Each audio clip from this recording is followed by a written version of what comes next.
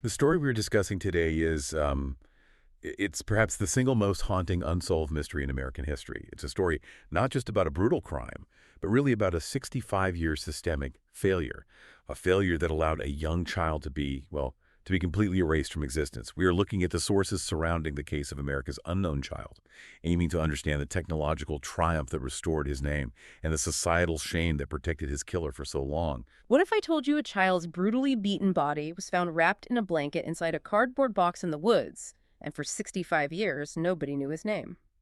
February 25, 1957. Fox Chase, Philadelphia. A 4-year-old boy, malnourished, covered in bruises, his hair freshly cut. Someone cared enough to groom him, but not enough to keep him alive. His face was printed on 400,000 flyers, his fingerprints sent to every hospital and orphanage. For 65 years, he was America's unknown child. In December 2022, advanced DNA finally gave him a name: Joseph Augustus Zarelli. But even now, his killer walks free. Welcome to Whispers of Crime. Before we get into the details, please remember to subscribe to Whispers of Crime on YouTube, follow us on Apple Podcasts, Spotify, iHeartRadio, Spreaker, and other podcast platforms. That opening really captures the core of this tragedy, the shocking discovery, but then this unbelievable duration of silence. To really grasp the scope of the mystery, we have to start exactly where the sources do, in those desolate woods of Fox Chase back in February 1957. Right. The location is northeastern Philadelphia, off Susquehanna Road. It's a heavily wooded area, especially back then. In 1957, it was still sort of a suburban rural fringe, pretty undeveloped, which, makes it an appealing place for someone trying to dispose of something covertly. And the timeline is complicated right from the very beginning, isn't it? The person who found him didn't report it immediately. Not at all, and that's really the first tragic misstep. The initial discovery was on February 25, 1957. It was a young man. He was out checking his muskrat traps. He saw this large cardboard box, went over to it, and found the body wrapped in a plaid blanket inside. Wow. But he didn't call the police. He didn't, and this is a reflection of the time, I think. He was trapping illegally on private property. He was afraid that reporting a body would lead to police involvement, they'd confiscate his traps, or even worse, that he would somehow get tangled up in a murder investigation. So he made a choice. He chose to stay silent. He looked at a dead child and prioritized avoiding a minor legal issue over reporting a murder. That fear, whether of the police or just getting involved, it allowed the crime scene to just sit there for another crucial day. There another whole day, exactly. It wasn't until the following day, February 26th, that a college student who was in the area for totally unrelated reasons spotted the same box. He confirmed it contained human remains, and he was the one who finally called the police. So the investigation started almost 24 hours late, which is a huge disadvantage right from the get-go. Okay, so let's get into the forensic findings. When the police and the medical examiner finally processed that scene, what did they find inside the box? The contents were just horrific. The body was a small boy, estimated to be about 4 years old. He was completely nude. The body itself was wrapped carefully in a multicolored plaid blanket. And the container, this big cardboard box, was quickly identified. It was designed to hold a JCPenney bassinet. A bassinet box. Oh, yeah. That's chill. It is. And the manufacturer's stamp on that box suggested a connection to a store in Upper Darby, Delaware County. That's outside Philadelphia proper, so it immediately suggested the body had been transported. It probably ruled out the immediate Fox Chase neighborhood as his home. And the medical findings. Yeah. They painted a picture of just absolute prolonged torture, didn't they? This wasn't a sudden incident. No, not at all. The medical examiner determined the cause of death was unambiguously a homicide, blunt force trauma to the head. But the injuries that killed him, they were just the final act in a life of abuse. The child was severely malnourished, almost skeletal. His body was covered in old, faded scars, mixed with numerous bruises, all in various stages of healing. Across his head, his legs, his arms, it showed a sustained, systematic pattern of violence over his entire short life. How could a child be so severely beaten and starved? What did the investigators see that suggested this was long-term torture? It was the layering of the injuries. Old, white, silvery scars underneath fresh purple and yellow bruises. That tells you this wasn't a one-time fit of rage. This was a routine. His malnourishment wasn't just from missing a few meals. It was chronic starvation. His body was literally wasting away. And yet, there were signs he had some contact with the outside world, or at least with the medical system at some point. Yes.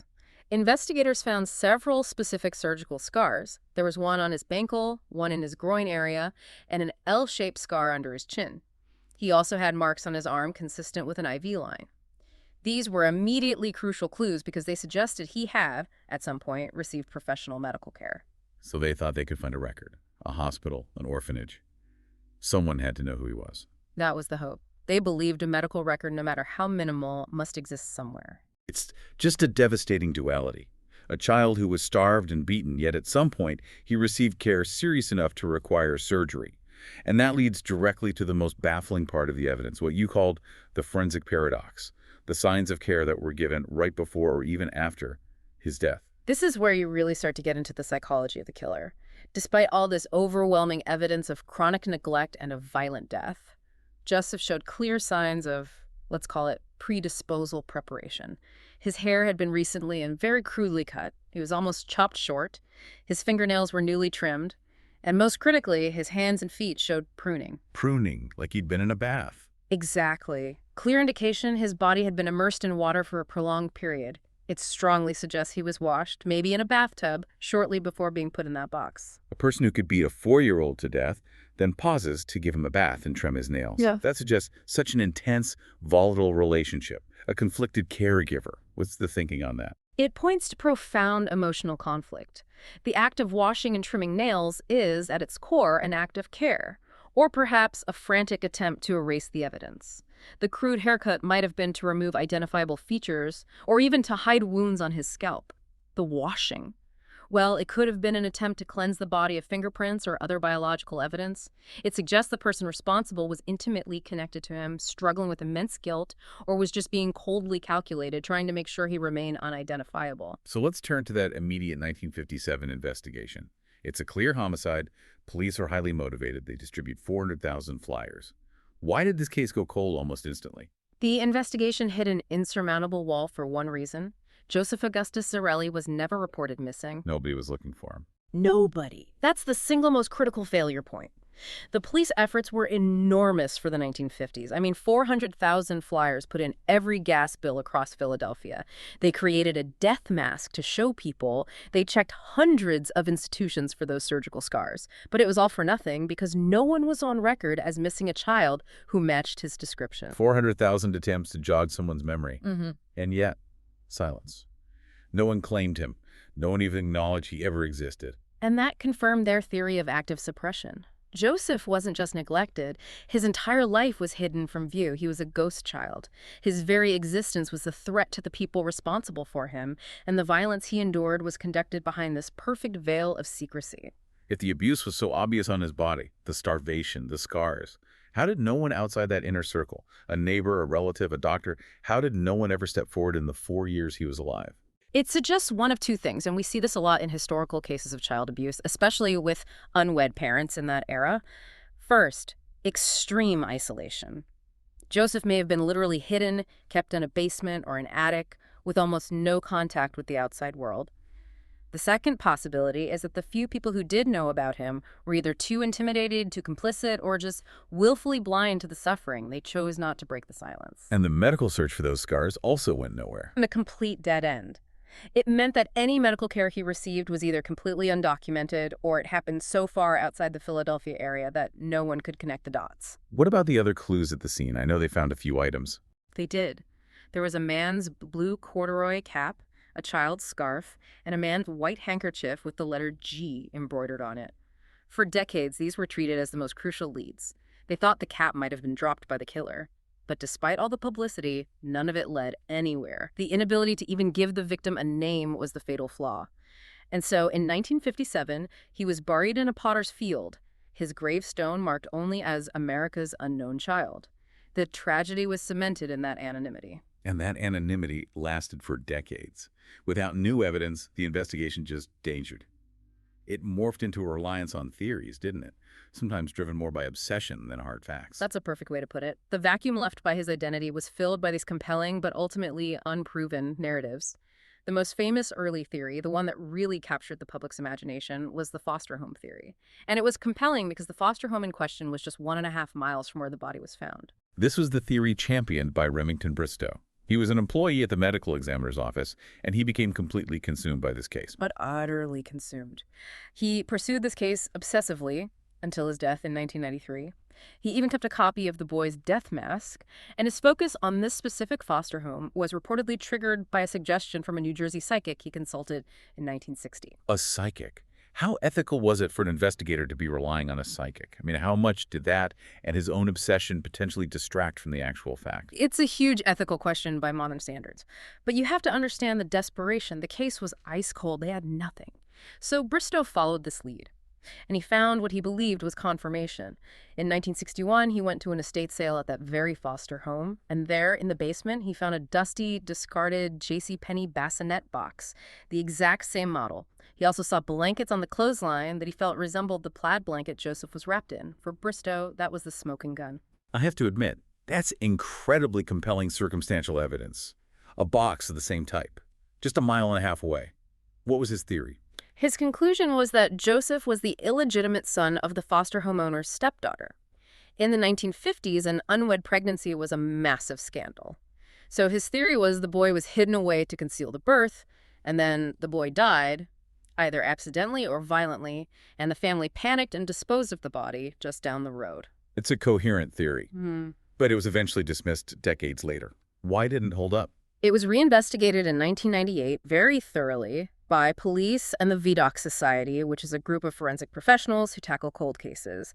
They did rigorous checks. They confirmed that every single foster child officially registered at that home was accounted for. They interviewed the surviving family, including the stepdaughter, who denied everything. Ultimately, they concluded that while the bassinet box was a strong coincidence, it was still a mass-produced item. It was too generic to prove a direct link. So the family was officially ruled out. Okay, so Bristow's theory, which dominated for decades, was a dead end. The next major lead to emerge was in 2002. This is the account from the woman known as Martha, and it's notorious because the details she gave seemed to match the autopsy report perfectly. The Martha account is deeply unsettling because of those matches.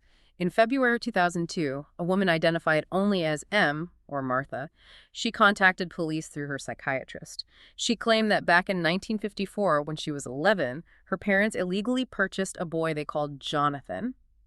She said he was kept locked in their basement and that her mother beat him repeatedly.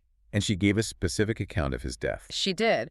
She claimed the final fatal incident happened after the boy vomited up some baked beans. Her mother, in a rage, slammed his head against the floor until he was dead. And then she said her parents washed the body in the bath before getting rid of it. Baked beans, the trimmed hair and nails, the washing in water, all of that lines up perfectly with the autopsy. If the details match so well, why could the police act on this? Why wasn't she a sufficient lead? This was the agonizing dilemma for investigators. They were fascinated because the autopsy did show baked beans in his stomach. The post-mortem cleansing matched the pruning. However, there was a huge problem with the witness. Martha had a long and documented history of severe mental illness. On top of that, when police canvassed the old neighborhood, the neighbors denied that a young boy had ever lived at that address. They called her claims ridiculous. So a very strong story, but an unreliable narrator with no corroboration from anyone else. Exactly. And to make it even more difficult, both of Martha's parents, the alleged killers, were already deceased by 2002. There was no one to interrogate, no one to prosecute. And then Martha herself withdrew all cooperation, completely shutting the door on the investigation. It just became another haunting piece of folklore in the case. The potential truth, but legally impossible to prove. And that brings us to the final set of long-standing rumors, which center on institutional negligence. Now, as we discuss these, it's really critical to frame them as unconfirmed theories. They mostly come from later documentary work and online communities. They have not been independently verified by official police statements. Understood. But these theories try to fill the biggest gap of all. Where was Joseph for the 4 years he was alive, and how was his existence so completely erased? What's the institution at the center of this? The focus falls on St. Cecilia's Home for Destitute Children, an orphanage located less than 5 miles from where the body was found. The core allegation is that Joseph's mother, Betsy Abel, was a resident there around 1952. And after Joseph was born in January 1953, the claim is his existence just becomes completely undocumented. It suggests some kind of private, illegal arrangement took place. And within that theory, there's a specific person of interest who gets named a nun, Sister Mary Elodia. Yes. Documentary sources allege that Sister Mary Elodia was named as a person of interest in an internal police memo from 1957. This was apparently spurred by an anonymous tip that came in just after the body was found. The tipster claimed to have seen a nun who matched her description, leading a terrified and bruised little boy who looked like the boy in the flyers into the woods near Fox Chase. A direct link from the institution to the disposal site. Did police follow up on that in 1957? They did, but the orphanage vehemently denied that any child was missing. Sister Elodia also denied ever leaving the grounds that day. However, later, unconfirmed reports claim that a review of internal records showed at least 2 unexplained gaps in the head counts for February 1957, and there is a cryptic note about one child being transferred without a destination around that same time. Unexplained gaps in the records. A child who vanishes, a nun named in a police memo. It's a deeply suspicious picture. It absolutely is. And former residents have allegedly come forward over the years, recalling a little boy named Joey who was under Sister Elodia's care and then just disappeared. But Sister Elodia passed away in 1972. She was never charged. And I have to stress again, while these allegations are emotionally compelling, this link has never been officially verified by the Philadelphia police. Before we continue, a reminder, don't forget to subscribe to Whispers of Crime on YouTube and follow us on Apple Podcasts, Spotify, iHeartRadio, Spreaker, and all major podcast platforms.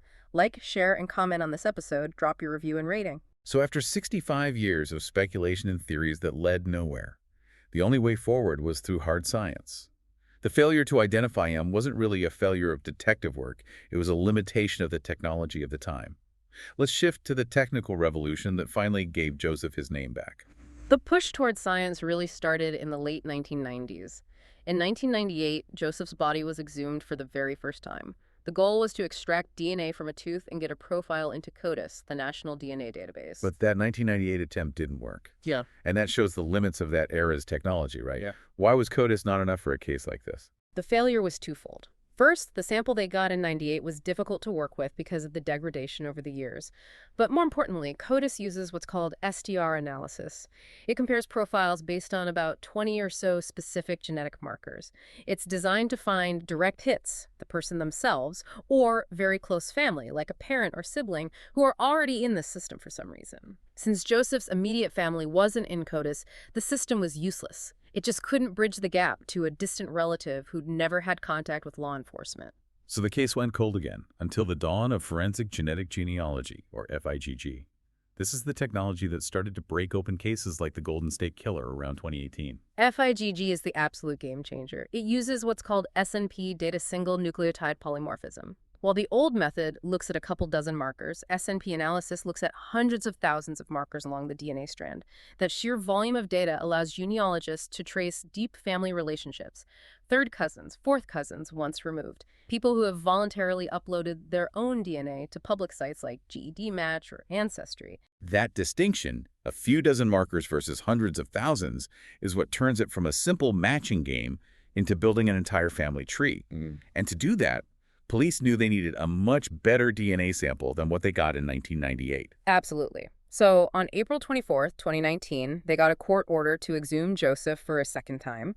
This time, they partnered with specialized experts like Dr. Colleen Fitzpatrick of Identifinders International because they knew this DNA would be incredibly challenging. And it was. Dr. Fitzpatrick described the DNA as being like confetti. That's the perfect description. She said it was basically shot, just fragmented into these tiny degraded pieces. It wasn't a clean sample. And because of that, it took 2.5 years from 2019 to 2021 of incredibly complex lab work just to generate a usable SNP profile. 2.5 years of scientists just fighting to piece together enough genetic material. When did they finally get the breakthrough? The breakthrough came when they finally had that usable data and uploaded it to a public genealogy database. The system found a match, a living relative, a second cousin once removed. This was just someone who, out of curiosity about their own ancestry, had uploaded their DNA and unknowingly provided the key to unlock this whole mystery. And that one distant match changes everything. It moves the case from total anonymity to a solvable puzzle. The public's participation in these databases is really the silent hero here. It's the definition of a public-private partnership solving a historic crime. Genealogists, like Misty Gillis, then began the incredibly painstaking work of building out the family tree. They worked backwards and forwards from that second cousin, and they successfully established the family line on the maternal side first. From there, detectives could secure a DNA sample from a living maternal first cousin, which legally confirmed the identity of Joseph's birth mother. Once the mother was identified through DNA, police could finally go back to traditional detective work getting vital records. Exactly. They got a court order for her birth records and found 3 certificates associated with her. One was for a male child born on January 13th, 1953. The date was perfectly consistent with the age estimate of the boy in the box, and that birth certificate also listed the birth father. They then contacted paternal relatives, got their DNA for comparison, and confirmed the father's identity. And finally, on December 8th, 2022, they could publicly announce his name, Joseph Augustus Zarelli. Joseph Augustus Zarelli. Hearing that name after 65 years of silence, it's just a powerful, powerful moment. But it immediately leads to the next devastating question. Who were his parents? And what do their lives tell us about how this could have happened? The core tragic fact was that both of his birth parents were already deceased by the time he was identified. They can't be questioned. So who were they? What do we know about their lives in 1950s West Philadelphia? His father was Augustus John Zarelli, known as Gus. He was a concrete and stonemason from West Philly. His mother was Mary Elizabeth Abel, also known as Betsy Abel or Plunkett. And crucially, the sources are clear. They were not married, nor were they in a public relationship when Joseph was born in 1953. Both of them later went on to marry other people and start separate conventional families. Joseph lives somewhere near 61st and Market Streets in West Philadelphia. We talked about that concept of social invisibility. The fact that he was born to unwed parents in the 1950s, that explains so much about why his life was erased, doesn't it? The societal context is everything. In the 1950s, the stigma of unwed parenthood was crippling, especially for the mother. We know that Betsy Abel had previously placed another child, a baby girl, up for adoption. This suggests a pattern of needing to conceal these pregnancies. Joseph's existence would have threatened the social standing and the future marriages of both Gus and Betsy. That pressure created an intense need for secrecy, which is the perfect environment for abuse and neglect to thrive. If no one is supposed to know you exist, no one will notice when you disappear. When the police made the announcement, they controversially chose not to release the parents' names at first. They cited respect for living relatives. What was the thinking there? Captain Jason Smith was very clear that the decision was made to protect Joseph's living half-siblings on both sides of the family. These are people who were completely blindsided. They had no idea they had a half-brother, let alone one at the center of one of America's most famous cold cases. The police wanted to shield these innocent people from the inevitable media storm and baseless accusations. And the immediate public reaction proved why that caution was necessary. The Zarelli family, Gus's surviving family, was hit hard. Immediately, their family attorney released a statement saying they were blindsided and had been attacked on every social media platform with baseless accusations. They publicly denied any involvement by Gus Zarelli or anyone in their family, which highlights that intense and often unfair pressure that comes with these revelations. With the primary suspects deceased, the investigation has to pivot to the wider circle of family and friends. They're trying to find who actually committed the murder or helped with the cover-up. Exactly. And the active investigation is relying heavily on finding elderly people who might have known the secret. Again, there are unconfirmed leads from documentary sources that police are looking at specific associates. One lead supposedly focused on a deceased male cousin of Gus Zarelli's who had a rumored history of violence. Neighbors from that time allegedly recalled hearing a terrified child crying from a basement in 1956. Wow. That suggests the abuse might have been carried out by someone other than the parents themselves. It's a possibility. Another unverified lead involves a living woman who worked as a nanny and had connections to the family. The story is that when police interviewed her, she appeared terrified and whispered, "He wasn't supposed to die," before getting a lawyer and refusing to speak further. Now, these are unconfirmed, but they show the painstaking path of the current investigation, trying to find that one person who still holds a piece of this 65-year-old puzzle. And what is the official status of the case today? Is it still an active investigation? Yes. As of 2025, it remains an active, unsolved homicide investigation. Captain Jason Smith has made public appeals specifically to people now in their late 70s or 80s, people who might have lived near 61st and Market and might have seen Joseph. They've stated they have suspicions, but not enough prosecutable evidence to name anyone, and the $20,000 reward for information is still active. The success in identifying Joseph has also had this profound ripple effect on other cold cases in Philadelphia, haven't it? It's now a landmark case. It proved that even the most degraded, decades-old DNA could yield an identity through FIGG. And that success led to immediate action. In September 2024, Philadelphia Police exhumed samples from 8 other unidentified bodies from the same potter's field. 8 more chances to give someone their name back. That's right. The remains included a young girl found in 1962, an infant boy from 1983, and several adults. All 8 are now undergoing the exact same genetic genealogy testing that identified Joseph. The results are still pending, but the hope is that Joseph's case has created a template that will lead to a cascade of resolutions. And Joseph himself, he's no longer America's unknown child. On what would have been his 70th birthday, January 13, 2023, a new headstone with his name was unveiled at Ivy Hill Cemetery. The community keeps his grave decorated with toys and flowers. It's this powerful final act of recognition. That memorialization is the final piece of justice he can receive while his killer remains free. His name is back, his birth is acknowledged, his memory is honored. But those 65 years of anonymity provided the perfect shield for his abuser. Joseph has his name, but he was robbed of his life and of justice. The social shame of the 1950s created the secrecy that allowed this to happen. Now that we know the whole story, what does this case tell us about the long-term cost of family secrets and the vulnerability of children? It tells us that societal stigma is fundamentally dangerous. Joseph was erased because he was inconvenient to the social structures of the time. The silence protected the perpetrators, not the victim. This case is a somber reminder that the secrecy enforced by shame creates the perfect vacuum for cruelty. Restoring Joseph's name was a monumental achievement.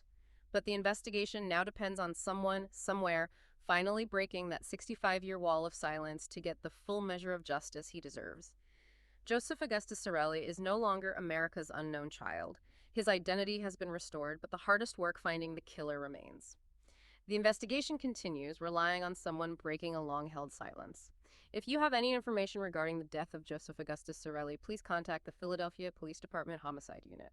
A $20,000 reward is still actively offered for information leading to the arrest and conviction of a suspect. Don't forget to subscribe to Whispers of Crime on YouTube and follow us on Apple Podcasts, Spotify, iHeartRadio, Spreaker, and all major podcast platforms. Like, share, and comment. Give us your positive review and rating.